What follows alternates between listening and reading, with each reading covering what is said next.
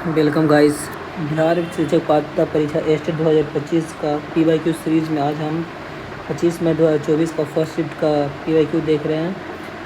अगर आप इस चैनल पर पहली बार विजिट कर रहे हैं, आप नए हैं तो चैनल को लाइक से सब्सक्राइब ज़रूर कीजिएगा और बिहार एस्टेट PYQ पूरा सेशन ज़रूर देखें। इससे आप लोगों का 50 में 45 से 48 क्वेश्चन सही होने का संभावना प्रचुर मात्रा में हो जाएगा। तो चलिए शुरू करते हैं हम लोग का PYQ का ये सेशन क्वेश्चन नंबर 1 से। यदि आप बच्चों में निरीक्षण करने की क्षमता में सुधार करना चाहते हैं तो आप निम्नलिखित में से किसकी अनुशंसा करेंगे? विषय में रुचि पैदा करने का, अनुभवों के लिए एक रूपरेखा विकसित करना, इंद्रियों को तेज करना, मानसिक क्षमताओं का परीक्षण। अनुभवों के लिए एक रूपरेखा विकसित करना। कक्षा में अच्छा प्रदर्शन करने वाले बच्चों को मिलना चाहिए क्या? प्रशंसा, मान्यता, इनाम, ये सभी मिलना चाहिए। सीखने के उद्देश्य को प्राप्त करने के लिए निम्नलिखित में से एक को छोड़कर सभी की आवश्यकता होती है।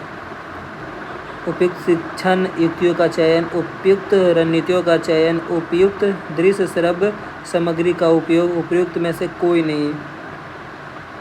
सीखने के उद्देश्य को प्राप्त करने के लिए उपयुक्त शिक्षण युक्ति का चयन, इसका भी नहीं आवश्यकता नहीं है। उपयुक्त रणनीतियों का चयन, उपयुक्त दृश्य श्रव्य सामग्री का उपयोग, यह उपयुक्त में से कोई नहीं। सीखने के उद्देश्य को प्राप्त करने के लिए निम्नलिखित में से एक को छोड़कर सभी की आवश्यकता है। इसका भी आवश्यकता है, इसका भी आवश्यकता है, इसका भी आवश्यकता है, लेकिन उपयुक्त में से कोई नहीं। इसका ऑप्शन ही गलत है। आप किन तरीकों से कहानी का कथानक बदल सकते हैं? क्या यह प्रश्न है? क्या बोध, ज्ञान, संश्लेषण, अनुप्रयोग? आप किन तरीकों से कहानी का कथानक बदल सकते हैं? क्या यह प्रश्न अनुप्रयोग है, बोध है, ज्ञान है, संश्लेषण है? ज्ञान संश्लेषण है। यदि छात्र यह दिखाने के लिए एक मॉडल बनाते हैं कि कोई चीज़ कैसे काम करती है तो वो है अनुप्रयोग है। नालिनी तीसरी कक्षा के विद्यार्थी को जानवर हमारे मित्र विषय से परिचित कराना चाहती है। विषय को अधिक रोचक ढंग से प्रस्तुत करने के लिए सर्वोत्तम शिक्षण रणनीति होगी विद्यार्थियों से पाठ्य पुस्तक में दिए गए जानवरों के चित्र को देखने को कहना, विभिन्न जानवरों की तस्वीरें दिखाने वाले चार्ट का उपयोग करना, ब्लैक बोर्ड पर विभिन्न जानवरों के चित्र बनाना, जानवरों और उसकी उपयोगिता एक वीडियो की फिल्म में दिखाना। डी, परियोजना के बारे में कौन सा सत्य नहीं है? एक उद्देश्यपूर्ण गतिविधि है, यह सामाजिक परिवेश में आगे बढ़ता है, यह वास्तविक जीवन को पूरा करता है, यह शिक्षक केंद्रित गतिविधि है। परियोजनाओं के बारे में सत्य नहीं है।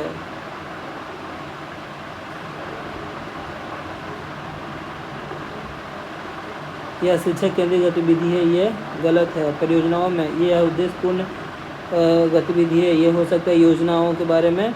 यह सामाजिक परिवेश में आगे बढ़ता है, ये भी योजना के आता है। यह वास्तविक जीवन में पूरा होता है, ये भी परियोजनाओं में होता है। लेकिन यह शिक्षक केंद्रित गतिविधि है, ये नहीं होता है। जिसका दायरा बहुत बड़ा है, जिसका दायरा बहुत बड़ा है क्या कहलाता है? जिसका दायरा बहुत बड़ा है शिक्षण उपकरण कहलाता है, शिक्षण रणनीति कहलाता है। दायरा बहुत बड़ा है, शिक्षण रणनीति कहलाता है। ये एक योजनाकार के रूप में शिक्षक को अवश्य ही कार्य करना चाहिए। कक्षा और पैनल चर्चा को प्रोत्साहित करें, मार्गदर्शन के प्रति सचेत रहे। सबसे पहले यह तय करें कि शिक्षार्थी में क्या परिवर्तन होना चाहिए। विद्यार्थियों के प्रति क्रियाओं का सकुशलतापूर्वक निरीक्षण करें। सबसे पहले यह तय करें कि शिक्षार्थी में क्या परिवर्तन होना चाहिए। पाठ्य योजना के लिए कौन सा विकल्प सही है? सीखने के स्पष्ट उद्देश्य न हो, यह एक ही कक्षा में बहुत अधिक विषय वस्तु रखना, रचनात्मक आकलन शामिल करें, लचीलेपन का उपेक्षा करना। सही विकल्प है सीखने के स्पष्ट उद्देश्य न हो, एक ही कक्षा में बहुत अधिक विषय वस्तु रखना, रचनात्मक आकलन शामिल करें। 10 का सी। भारत में सूक्ष्म शिक्षण मॉडल पर शोध कार्य प्रारंभ करने का श्रेय जाता है किसको? उच्च शिक्षा संस्थान ISEE बड़ौदा को, ISE बड़ौदा को जाता है। एक अच्छे शिक्षक का सबसे महत्वपूर्ण गुण है अच्छा संचार कौशल, प्रभावी नेतृत्व गुण, छात्रों के कल्याण की चिंता, विषय वस्तु का अच्छा ज्ञान, छात्रों के कल्याण की चिंता हो। शिक्षण की अवधारणा को प्रोत्साहित करते समय जो देखता है कि शिक्षण में तत्वों का एक समूह सम्मिलित होता है, किनका कथन है? हेमन का। फिर से क्वेश्चन नंबर 13 रीड करते हैं। शिक्षण की अवधारणा को परिभाषित करते समय जो देखता है कि शिक्षण में तत्वों का एक समूह शामिल होता है, किनका कथन है? हेमन का। छात्र केंद्रित कक्षा के लिए है क्या? छात्र केंद्रित कक्षा के लिए है क्या है? व्यक्तिगत मतभेदों को संबोधित करने के लिए, शिक्षक उन्मुख व्याख्यानों को कम करने के लिए, पूर्व ज्ञान का स्मरण के लिए, पूरी कक्षा को संलग्न करने के लिए। व्यक्तिगत मतभेदों को संबोधित करने के लिए। विभिन्न विकल्पों में से एक क्रिया विधि का चयन कहलाता है। विभिन्न विकल्पों में से एक क्रिया विधि का चयन कहलाता है आयोजन, योजन, निर्णय लेना, समन्वय। विभिन्न विकल्पों में से एक क्रिया विधि का चयन निर्णय लेना कहलाता है।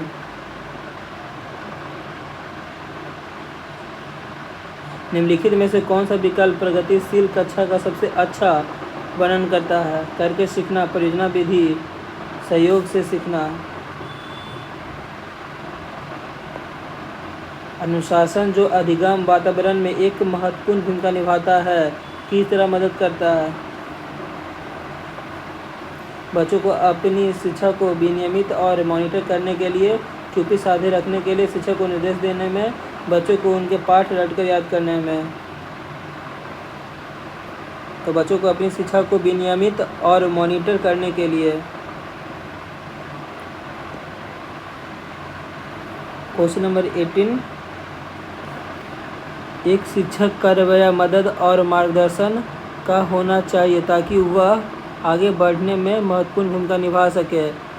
बच्चे सही रास्ते पर, उनकी राय एक नियामक रूप में है, उनकी देखरेख में बच्चे आगे बढ़ने में महत्वपूर्ण हो, उसका काम पहला हो।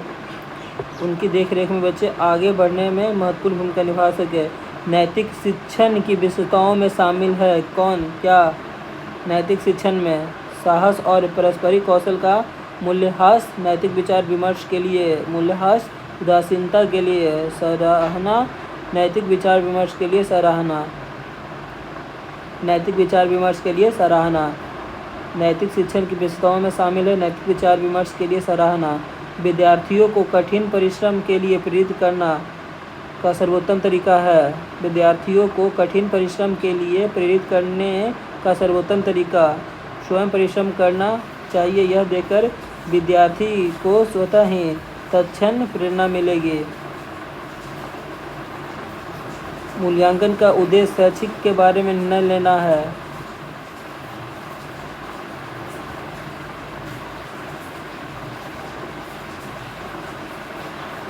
कौन सा आकलन तकनीक छात्रों की ताकत, कमजोरियों और सीखने की ज़रूरतों की पहचान करने पर केंद्रित है? रचनात्मक आकलन, योगात्मक आकलन, नैदानिक आकलन या मानदंड संदर्भित आकलन? तो नैदानिक आकलन। फिर से 22 क्वेश्चन नंबर का रीड करना है। कौन सा आकलन तकनीक छात्रों की ताकत, कमजोरियों और सीखने की ज़रूरतों की पहचान करने पर केंद्रित है? तो नैदानिक आकलन। मूल्यांकन का उद्देश्य क्या है? मूल्यांकन का उद्देश्य छात्रों की उपलब्धि को मापने के लिए है, किसी विषय में छात्रों का परीक्षण करने के लिए है, किसी छात्र को अंक या मात्रा प्रदान करने के लिए, किसी चीज़ की गुणवत्ता के बारे में निर्णय लेने के लिए। मूल्यांकन का उद्देश्य क्या है? किसी चीज़ की गुणवत्ता के बारे में निर्णय लेने के लिए है। जॉन डीवी की सोच पर आधारित है? शिक्षार्थी केंद्रित, गतिविधि केंद्रित, विषय केंद्रित, उपयुक्त में से कोई नहीं। शिक्षार्थी केंद्रित पाठ्यचर्या पर नहीं, गतिविधि केंद्रित पाठ्यचर्या पर। जॉन डीवी की सोच आधारित है गतिविधि केंद्रित पाठ्यचर्या पर। सभी छात्रों की ज़रूरतों को पूरा करने के लिए डिज़ाइन किए गए पाठ्यचर्या का हिस्सा किसका है? सामान्य शिक्षा का, विशेष शिक्षा का, अध्ययन कार्यक्रम का, अतिरिक्त पाठ्यचर्या का। तो सामान्य शिक्षा का हिस्सा है। किस प्रकार का कक्षा वातावरण बच्चे के सीखने के लिए अधिक अनुकूल है? शिक्षक अनुकूल वातावरण। एक